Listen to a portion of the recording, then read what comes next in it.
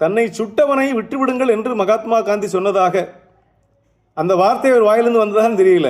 ஆனால் துப்பாக்கி தோட்டா மார்பை துளைக்கிற போது என்ன வார்த்தை வாயில் வரும் மற்றவனுக்கு? ஐயோ அம்மா செத்தேம்மா, ஐயோ சுட்டானேம்மா, ஐயோ போயிட்டானேம்மா, ஐயோ விட்டுறாதேம்மா.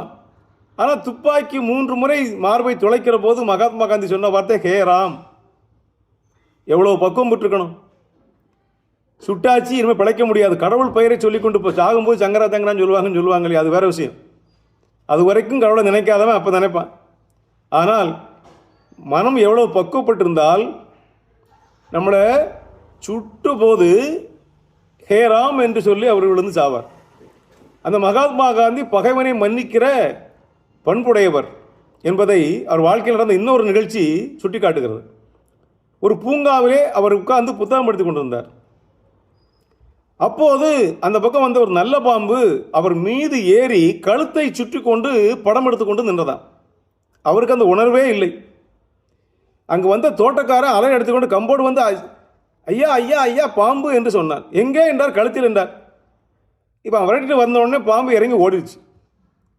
இவன் சிறிது விரட்டிட்டே போனால் பாம்பு தப்பிச்சு போயிடுச்சு. இந்த செய்தி கேட்டு எல்லோரும் வந்தாங்க, பத்திரிக்கையாளர் வந்தாங்க. ஐயா பாபுஜி உங்கள் கழுத்தில் பாம்பு இருந்தது எப்போ உங்களுக்கு தெரியும்னு கேட்டாங்க. இந்த அவன் கத்திக்கிட்டே வந்தாலும் அப்போ தான் தெரியும், அது வரைக்கும் தெரியலை, நான் படித்து கொண்டிருந்தேன் என்றார். உங்கள் மீது பாம்பு இருக்கிறது என்ற செய்தி தெரிந்தவுடன் உங்களுக்கு என்ன எண்ணம் தோன்றியது? அடுத்த கேள்வி. மகாத்மா சொன்னார், இந்த பாம்பு என்னை கடித்து விடக்கூடாது என்று நினைத்தேன் என்றார். ஏன் என்று கேட்டார்கள். என்னை பாம்பு தீண்டவே இல்லை, தீண்டாமல் தப்பித்து போன பாம்பையே விரட்டு தேடி இருக்கீங்க.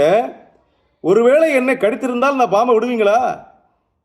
மகாத்மா காந்தியை கடித்து விட்ட பாம்பை விடுவீங்களா?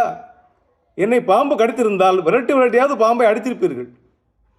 அந்த உயிருக்கு ஆபத்து வரக்கூடாது, எனவே என்னை கடிக்கக்கூடாது என்று சொன்னேன் என்று சொன்னார். இதைத்தானே சாகிற போது ஹே ராம் என்று சொல்லிவிட்டு செத்தார்.